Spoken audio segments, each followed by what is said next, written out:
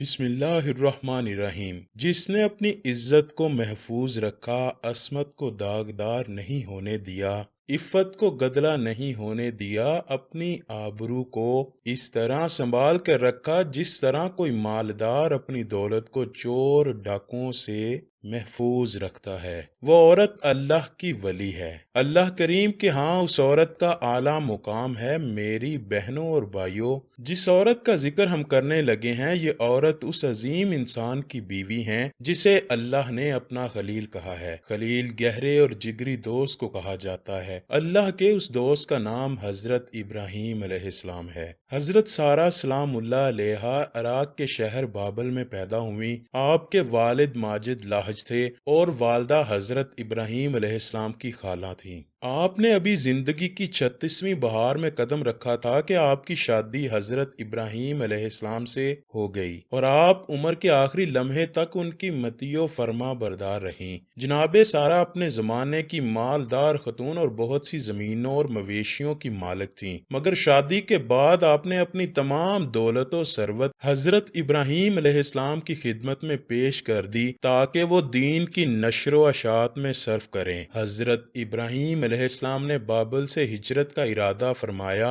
اور پھر ایک دن اپنے اہل خانہ کے ساتھ حران نامی علاقے میں ہجرت کر گئے۔ پھر اللہ تعالیٰ نے آپ علیہ السلام کو بیت المقدس جانے کا حکم دیا۔ اس وقت آپ علیہ السلام کی عمر 75 سال تھی۔ بیت المقدس میں کچھ عرصہ قیام کے بعد آپ علیہ السلام مصر ہجرت کر گئے۔ حضرت ابراہیم علیہ السلام جس وقت مصر پہنچے تو وہاں فرعونوں کی حکومت تھی اور عمرو بن امرتی القیس وہاں کا فرعون تھا جو نہایت عیاش، ظالم اور جابر تھا۔ بادشاہ کی عادت تھی کہ اس کے ملک میں نئے آنے والے کے ساتھ اگر کوئی عورت ہوتی اور وہ خوبصورت ہوتی تو بادشاہ اس عورت کو پسند کر لیتا اور اپنے پاس رکھ لیتا۔ چنانچہ بادشاہ نے حضرت ابراہیم علیہ السلام کے ساتھ یہی سلوک کرنے کا ارادہ کیا۔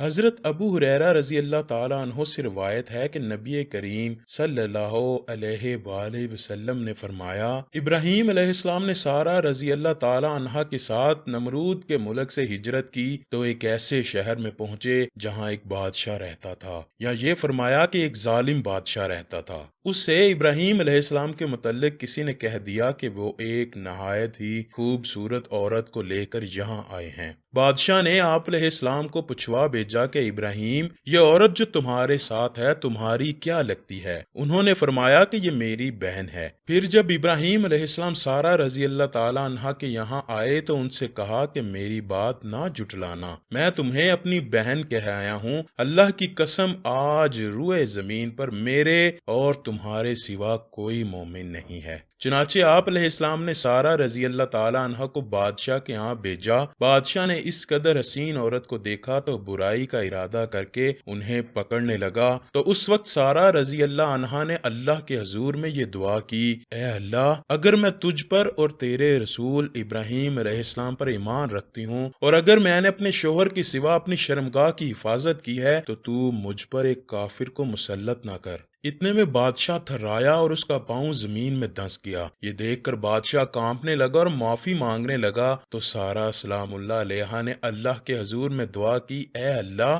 اگر یہ مر گیا تو لوگ کہیں گے کہ سارہ نے مارا ہے۔ چنانچہ وہ پھر چھوٹ گیا۔ جیسے ہی زمین نے اس بادشاہ کو چھوڑا تو وہ دوبارہ حضرت سارہ رضی اللہ تعالی عنہا کی طرف بڑھا۔ سارہ رضی اللہ عنہا پھر سے دعا کی، اے اللہ، اگر میں تجھ پر اور تیرے رسول پر ایمان رکھتی ہوں اور اپنے شوہر ابراہیم علیہ السلام کے سوا ہر موقع پر میں نے اپنی شرمگاہ کی حفاظت کی ہے تو مجھ پر اس کافر کو مسلط نہ کر۔ چنانچہ وہ پھر تھرایا، کانپا اور اس کے پاؤں زمین میں دھنس گئے۔ بادشاہ پھر سے معافی مانگنے لگا تو حضرت سارہ رضی اللہ عنہا نے پھر سے وہی دعا کی، اے اللہ، اگر یہ مر گیا تو لوگ کہیں گے کہ اسی نے مارا ہے۔ اب دوسری مرتبہ یا تیسری مرتبہ بھی جو بادشاہ چھوڑ دیا گیا، آخر بادشاہ نے اپنے درباریوں کو بلایا اور کہنے لگا، تم لوگوں نے میرے پاس غلط لڑکی کو بھیجا ہے، یہ تو کوئی انسان نہیں ہے، اسے ابراہیم علیہ السلام کے پاس لے جاؤ اور انہیں آجر حضرت ہاجرہ کو بھی دے دو۔ پھر حضرت سارہ